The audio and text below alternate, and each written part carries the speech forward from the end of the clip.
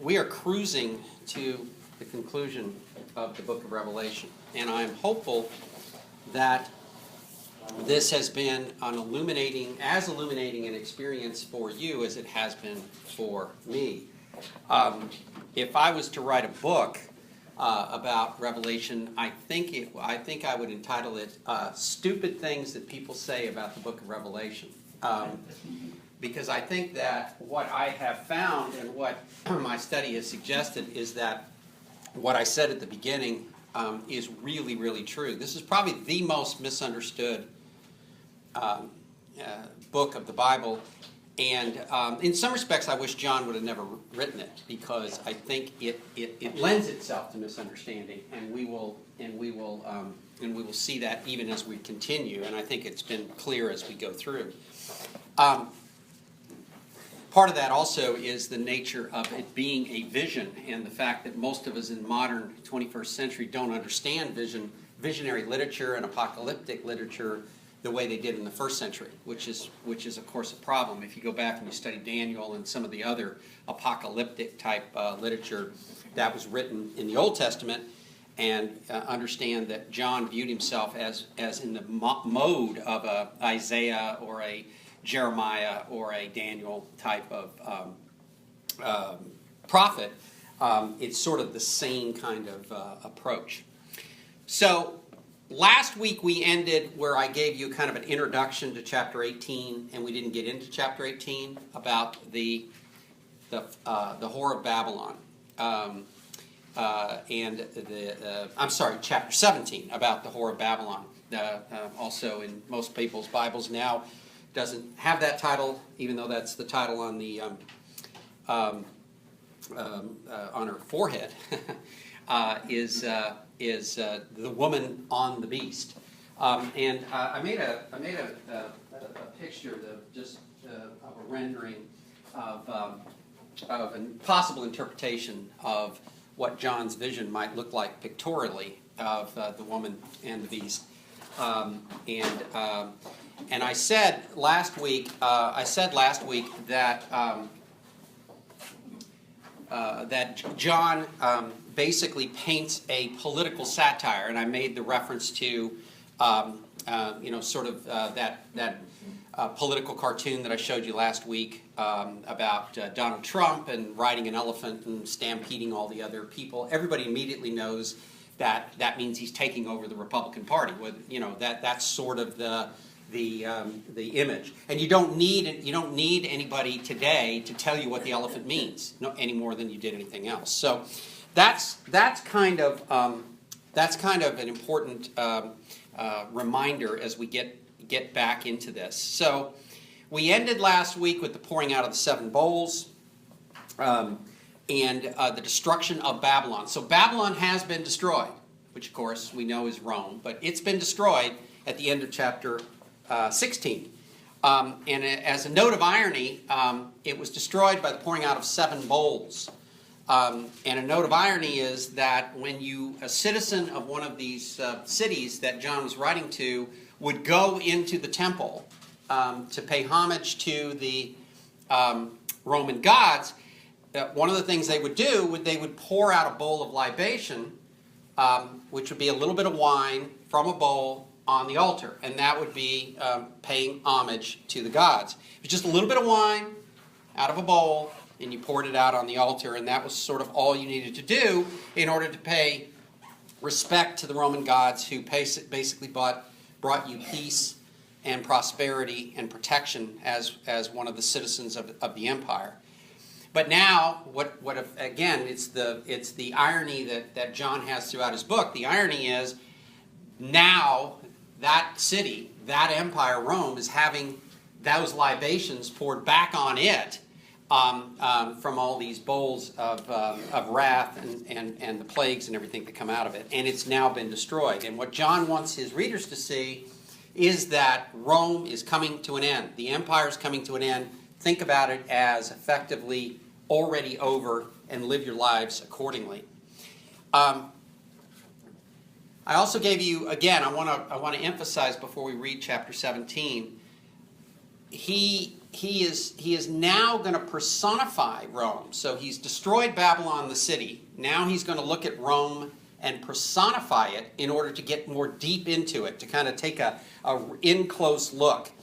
And he wants to contrast the Rome, which he personifies as a woman, the same way he personified the church and the saints as a woman in chapter 12. He wants to personify this city as a woman as well. But the difference is not a virtuous woman like in chapter 12, but a woman who, that is disgusting, self-congratulatory, and a whore. Okay? Not somebody who was forced into prostitution by circumstances or slavery, like perhaps some of the Christians' readers were, but by choice. John wants his readers to see in stark contrast the distinction between the goddess Roma, whom he depicts as a whore, and even though the Romans always depicted her as a virtuous woman, by the way, of grandeur and as a mother of the Roman Empire, that actually provides the Roman peace that they were so proud of, and that everybody derived their living from Rome. And he wants his readers to see that the accommodation and compromise with the imperial cult is actually participation in the evil empire and those that kill the saints. That's what he wants you to see. Again, I don't like John's message, okay? It hits too hard on our modern world. And too many people are seeing these futuristic images that they're missing the real point, which is the question of how then shall we live within this framework of America or the world economy. And basically what John believes, and again, I don't like what he says, but what he says is, even pouring out that small amount of wine when you walk in order to get your stamp that says you're a member of the guild that allows you to go trade in linens and make purple cloth and make your money and make your living. Even when you do that, you're compromising. You're actually participating in Babylon. And he's saying, don't do that.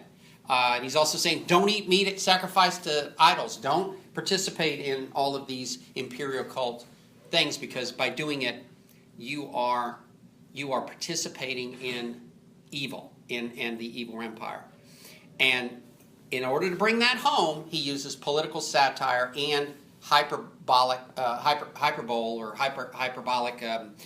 descriptions, hyperbole, and he also uses political satire. So let's read chapter 17 out loud, as we've done, which is our custom, and listen for the political satire. One of the 7 angels who had the 7 bowls came and said to me, "Come, I will show you the punishment of the great prostitute who sits on many waters. With her the kings of the earth committed adultery, and the inhabitants of the earth were intoxicated with the wine of her adulteries." Then the angel carried me away in the spirit into a desert. There I saw a woman sitting on a scarlet beast that was covered with blasphemous names and had 7 heads and 10 horns. The woman was dressed in purple and scarlet and was glittering with gold and precious stones and pearls. She held a golden cup in her hand, filled with abominable things and the filth of her adulteries. The title was written on her forehead: Mystery, Babylon the Great, the mother of prostitutes and of the abominations of the earth. I saw that the woman was drunk with the blood of the saints, the blood of those who bore testimony to Jesus. When I saw her, I was greatly astonished. Then the angel said to me, "Why are you astonished? I will explain to you the mystery of the woman and of the beast she rides, which has the 7 heads and the 10 horns. The beast which you saw once was, now, is not, and will come up out of the abyss and go to his destruction. The inhabitants of the earth, whose names have not been written in the book of life from the creation of the world, will be astonished when they see the beast, because he once was, is not, and yet will come. This calls for a mind with wisdom. The 7 heads are 7 hills on which the woman sits. They are also 7 kings. 5 have fallen, 1 is, the other has not yet come. But when he does come, he must remain for a little while. The beast who once was and now is not is an 8th king. He belongs to the 7th and is going to his destruction. The 10 horns you saw are 10 kings, whom who have not yet received a kingdom, but for who for 1 hour will receive authority as kings along with the beast. They have one purpose, and will give their power and authority to the beast. They will make war against the Lamb, but the Lamb will overcome them because he is the Lord of lords and the King of kings. And with him will be his called, chosen, and faithful followers. Then the angel said to me, the waters you saw where the prostitute sits are peoples, multitudes, nations, and languages. The beast and the 10 horns you saw will hate the prostitute. They will bring her to ruin and leave her naked. They will eat her flesh and burn her with fire. For God has put into their hearts to accomplish his purpose by agreeing to give the beast their power to rule until God's words are fulfilled. The woman you saw is the great city that rules over the kings of the earth. Lots of symbolism in this, okay, and it's just full of it. And John actually decodes it for us really pretty clearly. And as you're going to see, it makes it really, really clear what he's saying, who this woman is.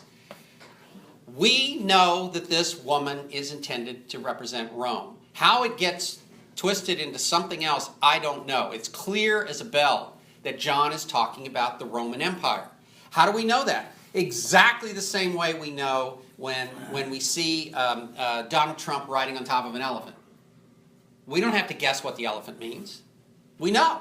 Well, readers in the first century would have absolutely known that a woman sitting on what John called 7 hills, which he said the 7 heads represented, was directly a reference to Rome. Rome was the city on 7 hills. It was always called that. You know, how you exactly count the 7 hills is a great mystery too, but nevertheless it was always called that. And the goddess Roma was considered the goddess who created the great city, was the mother of Rome. And the goddess Roma was depicted on coins that would have been circulating about the same time of her laying back with on 7 hills in a glorious robe, holding a sword, dressed in sort of battle garb, you know, to show that she was a warrior goddess. And the direct reference to saying, okay, and you know, very austere and grand, with lots of grandeur and looked virtuous, not like a whore. Basically, John twists that around, takes the exact same image, goddess Roma, turns it into this whore riding on the back of a beast. It's clear. It's clear. But so that there won't be any mistake about it, right? He does what other political cartooners do when you sometimes see where they'll write on there, you know, they'll actually say, you know, they'll write something on the elephant like the GOP or something like that, and everybody knows what. Then it's sort of like he thinks we're stupid, so he wants to write it on the deal. Well, he calls her Babylon the Great. And again, Babylon is associated with Rome. Babylon is now an ancient empire that's now been destroyed, but basically he's saying Rome is going to follow the same pattern that Babylon did. He wants to, he's given you symbols, he's basically shown you that he's trying to depict Rome and make the goddess Roma look ridiculous. When you take, one of the things that political cartoons do is they make an idea look so ridiculous that you would never want to support it. If you can be made to laugh at something that maybe is serious, you can be made to denigrate it and think it's bad. So political cartoonists are trying, they're not just trying to get you to laugh, they're actually trying to accomplish a result, which is to actually get you to go against whatever it is that their particular point of view is. That's why there are, you know, the political cartoon is so effective in the hands of somebody who knows what they're doing. So what John does is he transforms this image of a stately woman lying back on a hill, dressed in, you know, holding a sword, and he basically changes her into a vile, wretched drunkard who drinks the blood of saints instead of somebody with might and dignity and power, which is what Rome wanted to think of itself out. And he brings this point home by saying she even has his name plastered on her forehead, which again was a direct reference to apparently the there's some evidence that prostitutes would actually wear, like, they wouldn't, unless you ran away and did some great crime, they didn't actually tattoo your name on your forehead or your crime on your forehead in Rome, but they did that to some slaves, and some people, if they got caught into some heinous crime, they would actually tattoo that on your forehead, so that was a way of showing your disgrace. But prostitutes would wear kind of garlands or bands, and sometimes they would have their names, but not their real names, their characters, because their customers like them to be a character of some particular kind. And so they would wear that name. And so she's doing the same thing. He's trying to really make her look ridiculous. And this is basically making fun of the goddess Roma. And he's basically saying Rome, is the same as Babylon. Babylon destroyed Jerusalem, so did Rome. Rome did it almost 20 years before John wrote this book. And basically, Babylon carried off all the inhabitants, and now Rome is destroying all the people and all the Christians, and it's going to come. And he wants to really startle the Christians into seeing Rome as somebody that's a threat to them, because in some of these cities, like Laodicea and others, Rome's not a threat. It's not at all. It feels good. Everything's working. John doesn't think that we should do that. And again, even though I'm saying that it's clear that he was talking about Rome, that doesn't mean we can't apply this today, or that we should say, oh, well, that was a bygone era. As you can see, the characteristics of Rome are a lot like the United States. They're a lot like the world economy. They're a lot like governments all over the world. They're not really that much different, unfortunately. Arrogance, violence, and obsession with luxury is what John is against. Arrogance, violence, and obsession with luxury. I don't think he would like the modern 21st century American very well, Christian or non-Christian, to be honest with you. And John was calling his Christian brothers out of Rome. Come out, he said. And he's calling us today to do the same, whether we like it or not. Tacitus, he was a Roman senator, and he wrote a lot. And it's not like John was the only person critical of Rome. Even Romans, pagan Romans, were critical of themselves. And he wrote a book about Roman conquest of different lands, and it was kind of a fictional book that put. And so, but in one scene, he put in the mouth of a leader of some rebellious Britons, because Rome conquered Britain, and he put in the mouth the following words: to plunder, butcher, steal. These things they misname empire. They make a desolation and they call it peace. This is a British resistance fighter talking about Rome. Some could have said that about America. Some could say that about Britain when it was colonizing the world. Some people could say that about a lot of different people. So there is a recognition, even among Roman authors, that peace came through violence and destruction. That's where Rome got its peace. And I want to, again, because Revelation has been so misunderstood, John's view is Rome is uncompromisingly evil. He said there is no black, there's no gray here. Rome is evil. You got to get out of it. So he's not looking for compromise. He's trying to make it so clear cut that this is evil, so that they will make hard choices. It's not clear how those choices could have been made, but he's certainly saying that because, as we're going to talk about later, Paul had, I think, a more practical view of how to get along within the Roman Empire, but John doesn't. John is uncompromising about it. So John is trying to wake up the churches and challenge them, because what he believes is that they've too soon forgotten about Nero. Okay, Nero was this person who lived about 20 years before, and in somewhere around I guess 60 A.D., there was this fire and that the historians believe he set to clear out the city for some urban renewal. And then when he got criticized for it, he blamed the Christians, and he was absolutely persecuted. And the reason he did is because they were suspicious. They were kind of a little sect that nobody understood, and there was rumors going around that they kind of hated people. And the reason there were rumors going, and that was the worst. That in fact they were convicted of being haters of men. And atheists. And atheists. That's exactly right, because they wouldn't pour the cups of libation out and stuff like that. And so they were a convenient scapegoat. And there were even rumors that they were cannibalists because they ate flesh and all this other kind of stuff. So, I already told you about the horrendous stories that a Roman wrote, not a Christian. A Roman wrote about what he did to those Christians, dressing them in animal garb, having them being torn apart by wild dogs, and literally lighting them on fire to light his garden parties.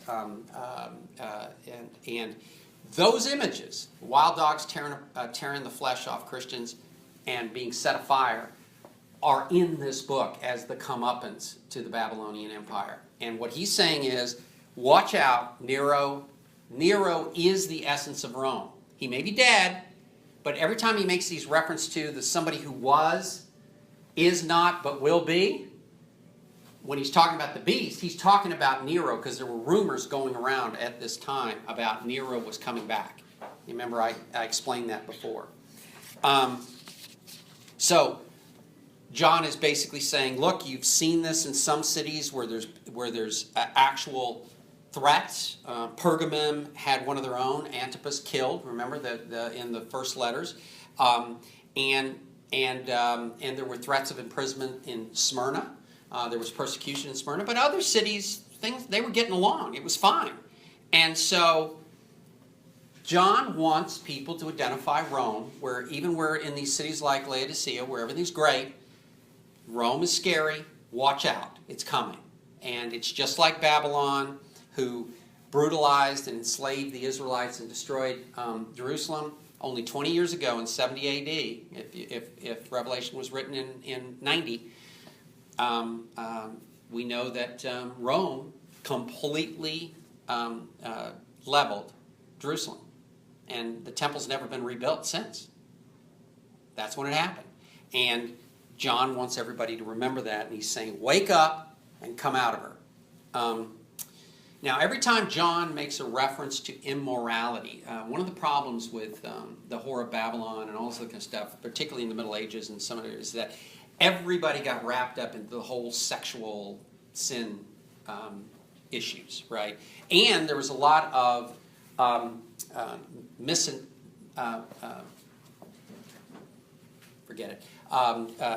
anti-female innuendo that people identified with Revelation as being, anti-female and all of these kind of stuff. Even though there's this virtuous woman in chapter 12, and then ultimately there's the bride of Christ that we're about to get into in chapter 20, because of all the negative images associated with the whore of Babylon and what she was doing, and the idea of her enticing people into sin. John is not, when he makes references to adultery and fornication and things like that, he's not talking about actual sexual sin. That's not what he's talking about. And he's not actually talking about that somehow this woman is enticing all the people away somehow by her, her sexual prowess or something like that. He's talking about the immorality that they committed by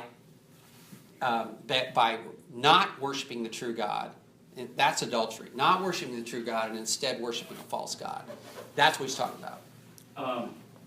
So, interesting thing here, I don't know if you were going to bring it up or not, is the book Hosea. Yeah, I'm going to get to that. Yeah, okay, I'm going to get to that. Thank you, though. So, cities, the 7 cities, each of them, literally paid for the privilege of building temples and hosting festivals, because they got more favor with the empire and with the emperor, and They were tourist attractions and encouraged more revenues that the city got. And so these clients in the imperial cult, these cities, John's saying, are like clients to a whore. It's what he's saying. He's saying just the same way a man might go to a high-priced escort somehow. That's what the cities are doing when they pay for these festivals and they build these temples. They're participating in the actual immorality, and they're fornicating with Rome. He was pretty negative about Rome. Or empire. He was negative about empire, which again can apply to a lot of different people. So now let's talk about the beast. So that's the whore, right? But she's riding on a beast. Who's the beast? Well, we already met the beast, right? The beast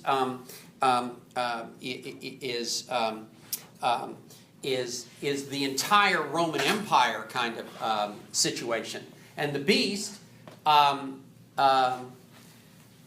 is Satan himself. The beast is Satan himself.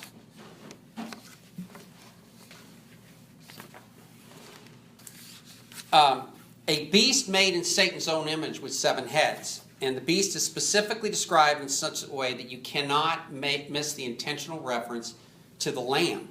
Just like the lamb, the beast was slain, yet he lives. But where the lamb redeems by self-sacrifice, what does the beast do? The beast kills and conquers the saints by killing them. And it's also fairly clear that again, he's making a reference to Nero. Nero had committed suicide, but there were rumors that he was returning to power. And this is, of course, and so the beast is described as somebody who once was, and now is not, and will come up out of the abyss to go to his destruction. And this is a complete contrast to God and the Lamb, who is, who was, and who is to come. So everything John's doing is saying, okay, here is the good, here is the evil, and in case you're missing it, there's no middle ground here. This is bad, this is good. You need to side with good. Now, just like, just to take a step back here, just like some of Jesus' statements about, which were deliberately hyperbole, where it was deliberate exaggeration. There's some deliberate exaggeration here. The idea is for these people to wake up and realize what they're doing and make hard choices, not to I don't think, not to completely go live in the desert, because that would be the only way, frankly, to literally comply with John's rules, would be to go live in the desert. Literally come out of Rome. I don't think that's practical, and clearly that's not what Paul taught. But he wants it to be, the contrast to be so clear-cut that you have to start thinking about everything you're doing and how far you're willing to go if you know that it's supporting this evil empire. That's what John's trying to do. Now, we've already said that John clearly identified the 7 heads on the beast as being a direct reference to the goddess Roma.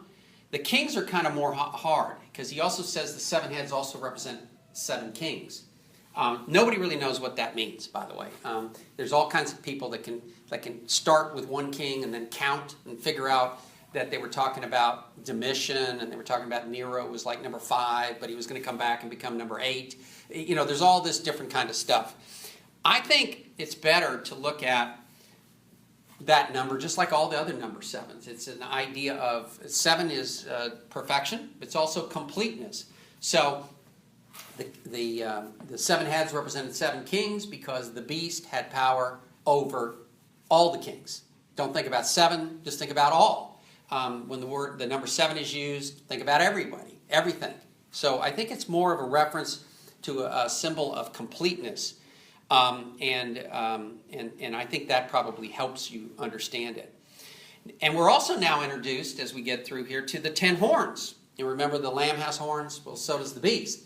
And the 10 horns are said to be another 10 kings. And the difference with these 10 kings is they are 10 kings that are outside the Roman Empire that are ultimately going to come in and destroy the Roman Empire, but they're not necessarily the good guys. They're bad guys, but they're going to be turned against the other evil in order to destroy Babylon. So Rome's going to end up being undone, according to chapter 17, by the very power that supported and upheld her.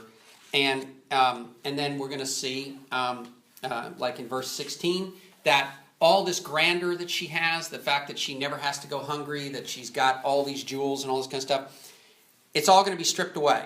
The beast itself is going to turn on her and rip her to pieces. The beast.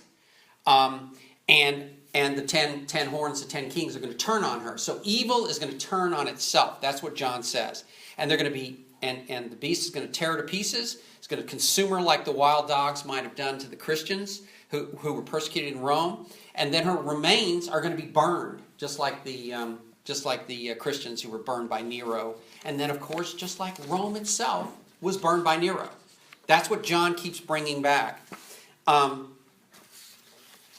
then what chapter 7 ends by is saying clearly that evil is undone ultimately by itself. God's judgment ultimately allows those who wreak destruction to become the victims of their own practices. And that's really what chapter 17 is all about. It's a political satire that's designed to show that Rome is evil, that she's nothing like the grandeur and peace and virtue that Rome prides itself on. She's the exact opposite. The only person who actually has those qualities are the Lamb, and that it's up to the Christians to realize that and to come out of her, to come out of Babylon and not be a part of her. All right, we're going to quickly read chapter 18, but before we do so, I want to give you a vision of what chapter 18 is about. We've just seen a description of who. Of an in close. We saw the big outer picture of the destruction of Babylon. And remember, it was destroyed by an earthquake. That's the other reason you can't take anything literally. Babylon's already been destroyed, and now we're talking about Babylon being destroyed, ripped to pieces and eaten, right, and burned. That's different than being destroyed by an earthquake. So the whole purpose of John is to give you all these different pictures, so you constantly are brought back to seeing that the contrast between the goodness of God and the evil of Rome. And so now in chapter 18, he takes us on another vision, okay? And now he actually is, for the first time, doing a future kind of thing. You know how everybody thinks all of Revelation is futuristic? Now he really is doing it. He's basically saying, okay, well, it's basically both future and past, because he already said Babylon was destroyed. Now he's going to take us into a future view of a pretend funeral for Babylon. Okay? And the mourners, we're going to get to overhear these mourners who are mourning at the funeral of Babylon that got destroyed, the whore that got destroyed. And we're going to get to overhear them and think hear what they're saying. And so as I'm reading chapter 18, think about Dickens and A Christmas Carol. And think about the third spirit, the scene with the third spirit, and the ghost of Christmas yet to come. Everybody remembers this story, right? And where Scrooge is allowed to attend his own funeral in the future, and he hears what people are saying about him. Remember that? And it's a scene, of course, that ultimately convinced Scrooge to change his way of life and to avoid the outcome that the scene actually depicted. A professor from Luther Seminary that I like described it this way. So at the scene in A Christmas Carol. So at the direction of this third spirit, Scrooge overhears leading businessmen talking about someone who has died. They express little genuine sympathy for the deceased, focusing instead on what has become of his money. Next, he sees the dregs of society, obscene demons preying like vultures on the dead man's property, and he hears poor people quietly rejoicing that their pitiless creditor is gone. And finally, the spirit shows Scrooge a desolate and overgrown grave where a stone bearing Scrooge's name protrudes from the grass and weeds. Scrooge cries out, "Why show me this if I am past all hope? Instead, assure me that I may yet change these shadows you have shown me by an altered life." That's the whole story of the Scrooge. Now let me read chapter 18 and see if you don't see the same kind of message that John is trying to get us to hear by showing us the same kind of scene. "After this I saw another angel coming from heaven. He had great authority, and the earth was illuminated by his splendor. With a mighty voice he shouted, 'Fallen, fallen is Babylon the Great. She has become a home for demons and a haunt for every evil spirit, a haunt for every unclean and detestable bird. For all nations have drunk the maddening wine of her adulteries. The kings of the earth committed adultery with her, and the merchants of the earth grew rich from her excessive luxuries.' Then I heard another voice from heaven say, 'Come out of her, my people, so that you will not share in her sins, so that you will not receive any of her plagues. For her sins are piled up to heaven, and God has remembered her crimes. Give back to her as she given, pay her back double for what she has done. Mix her a double portion from her own cup. Give her as much torture and grief as the glory and luxury she gave herself. In her heart she boasts, I sit as queen, I am not a widow, and I will never mourn. Therefore in one day her plagues will overtake her, death, mourning, and famine. She will be consumed by fire, for mighty is the Lord God who judges her. When the kings of the earth who committed adultery with her and shared her luxury see the smoke of her burning, they will weep and mourn over her. Terrified at her torment, they will stand far up and cry, Woe, woe, O great city, O Babylon, city of power. In 1 hour your doom has come. The merchants of the earth will weep and mourn over her because no one buys their cargoes anymore. Cargoes of gold, silver, precious stones and pearls, fine linen, purple silk and scarlet cloth, every sort of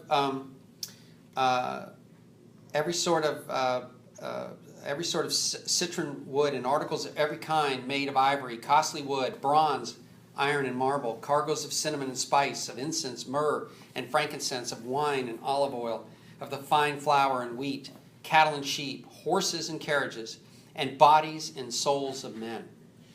They will say, the fruit you longed for is gone from you. All your riches and splendor have vanished, never to be recovered. The merchants who sold these things and gained their wealth from her will stand far off.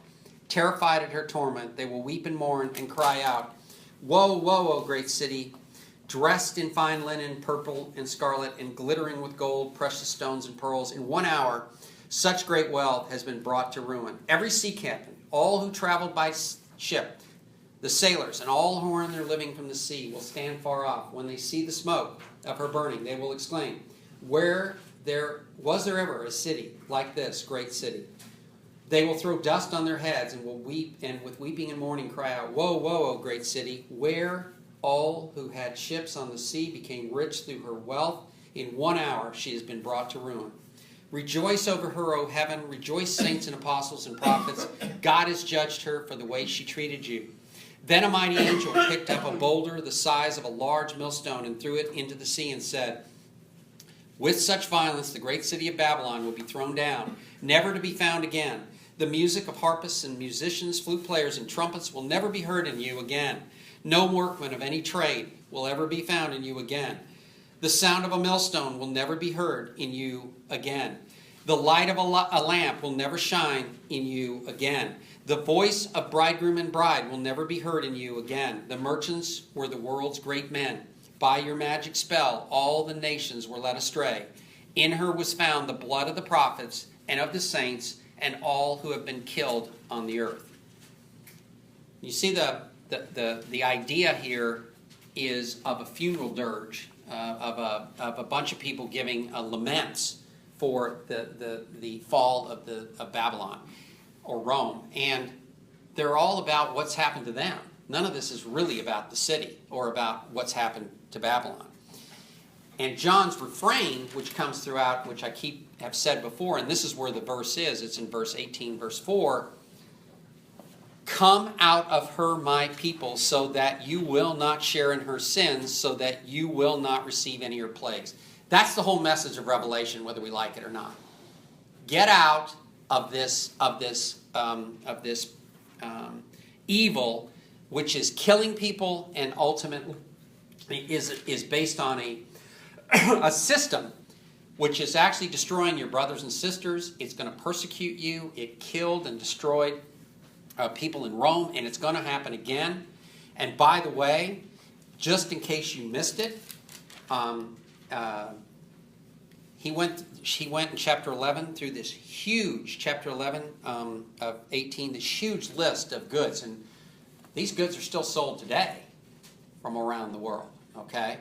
And they come from every part of the world. Rome was the center, and it had an insatiable appetite for luxury goods. It was unbelievable. People, purple cloth, for example, which is incredibly expensive, is made from these snails' secretions or something. It's very expensive, and it was the more you wore it out in the sun, the brighter it got. It was a purple cloth that was very, very expensive.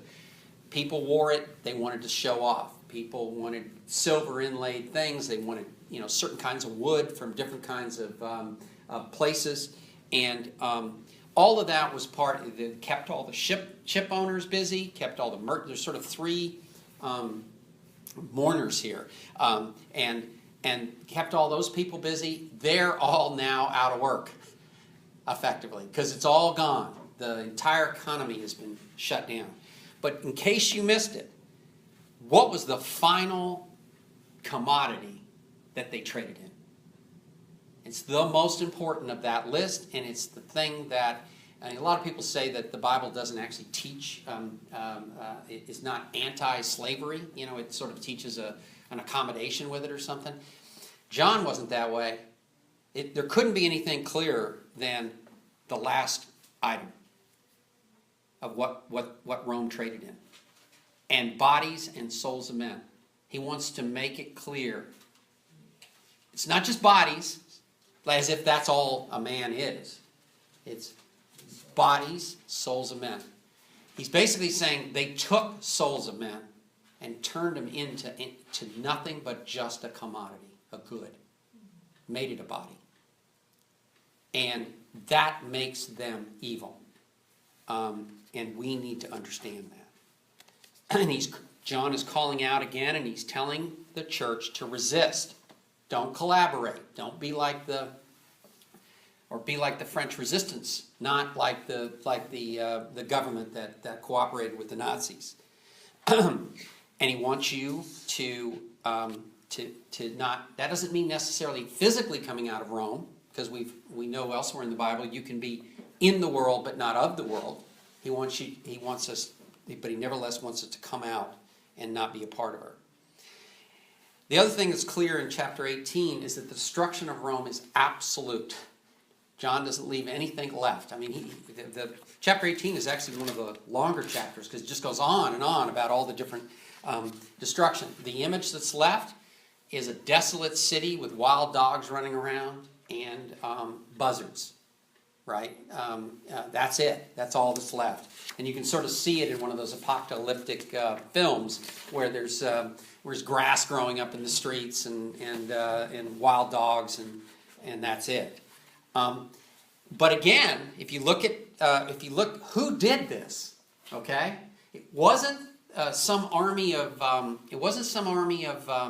angels. It wasn't some army. It wasn't the Lamb. It wasn't a bunch of saints that were getting their revenge.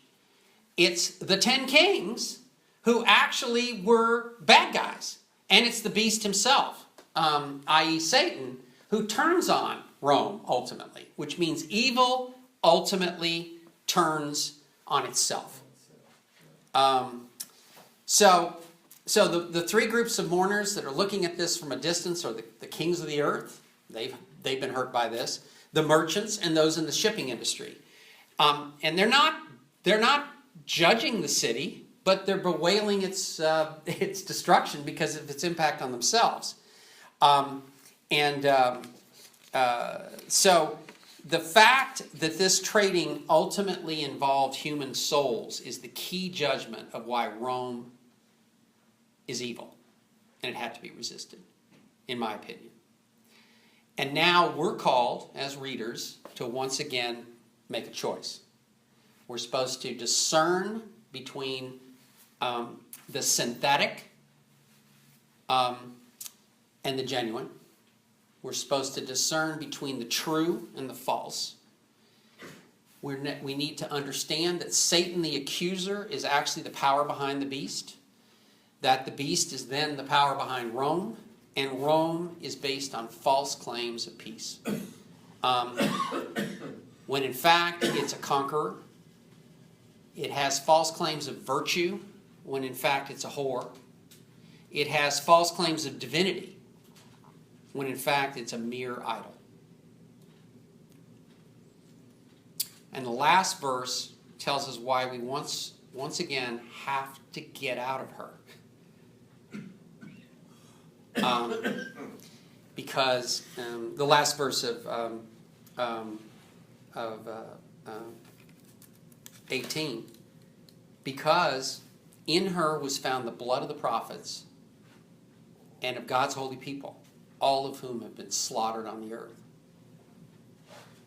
Which again is the witness that this group is supposed to actually do in order to bring other people to Christ.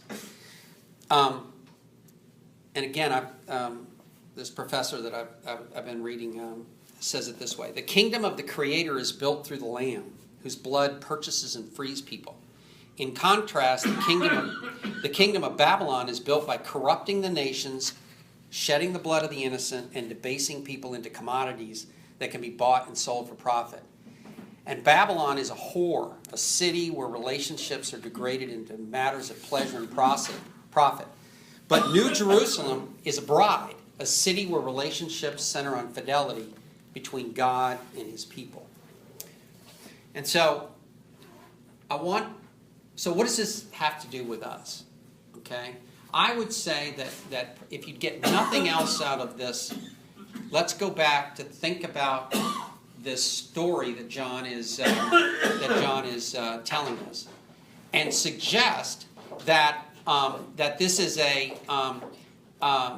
a story that's intended for us, that we have to look at it and decide what it means to us.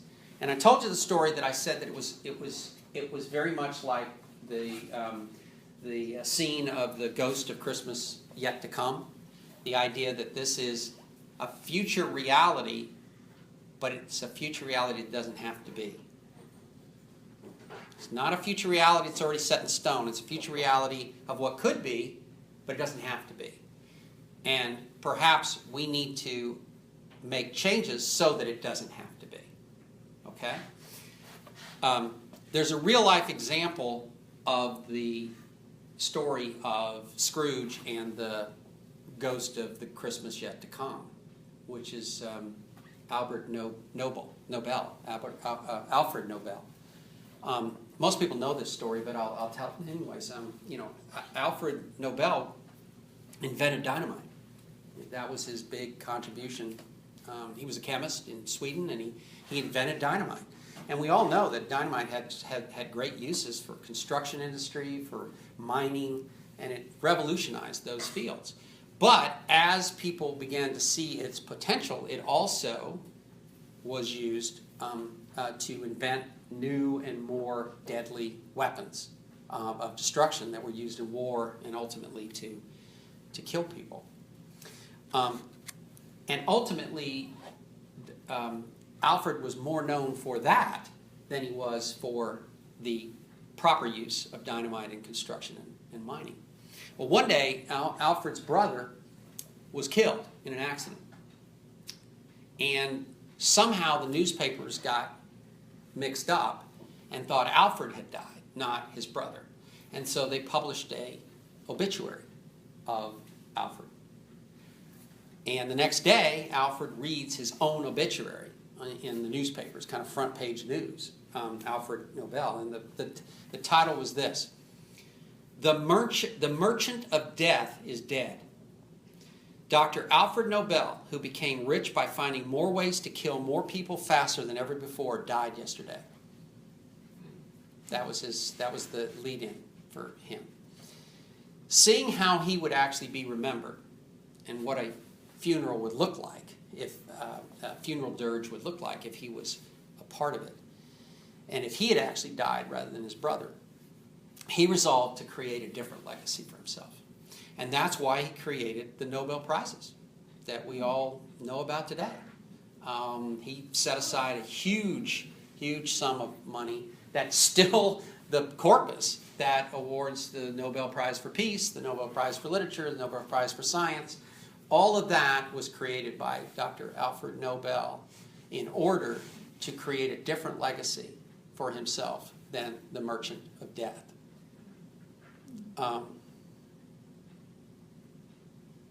So, seeing the future of Rome, and whatever its modern equivalent may be, we're basically called to do the same.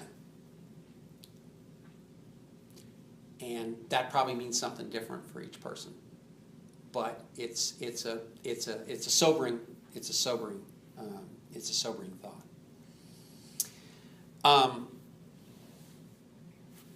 What do you think it is? Well, I think that today. Yeah. Well, I think John would not know how to relate to what modern Christianity has become. I don't think he would have a clue.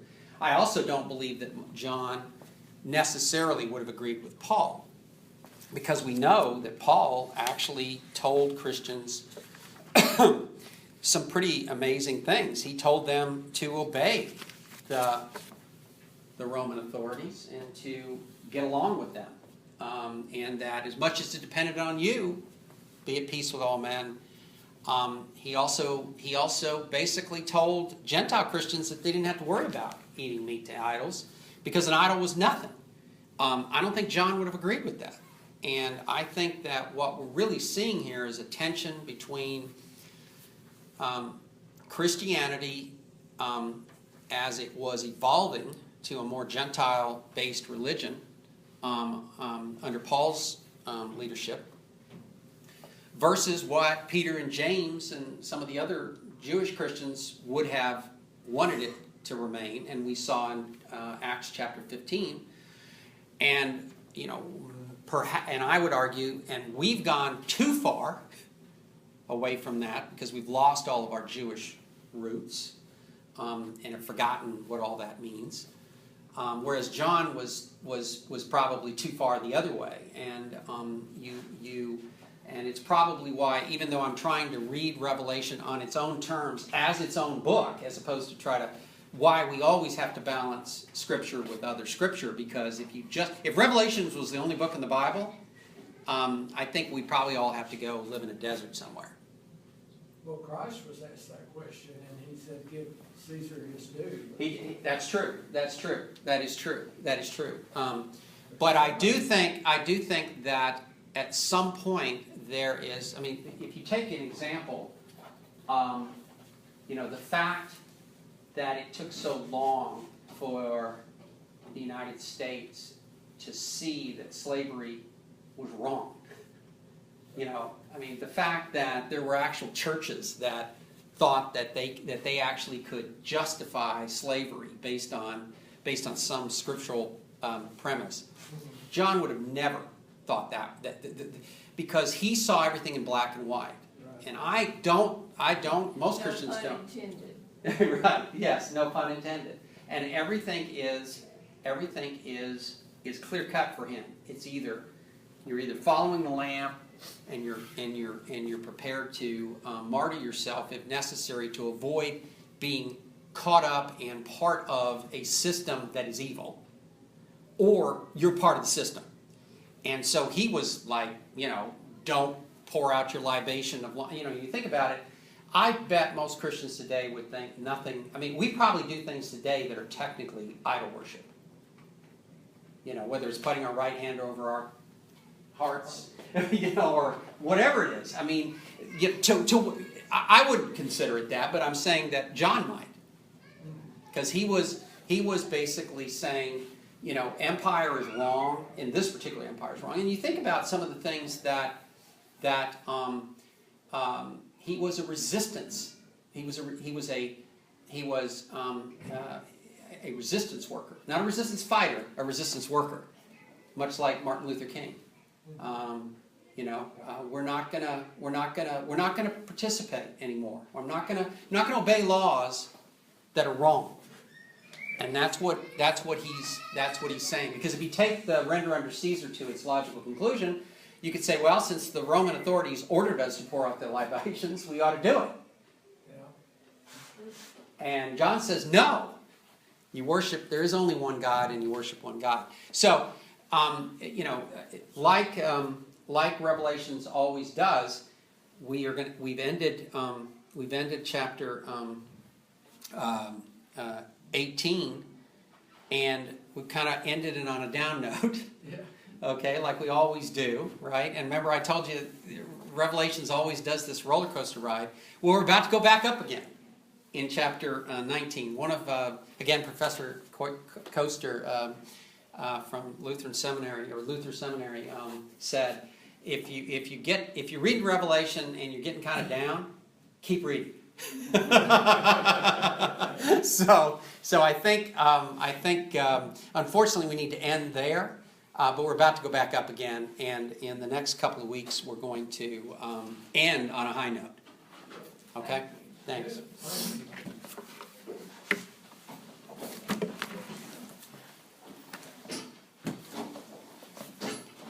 Hello, I'm Kenny Woods. I'll get your name tags, fine, I'm a friend of there with the organ. Thank you.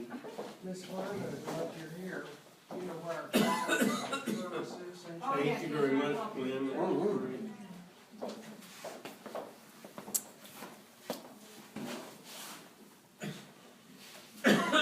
Not very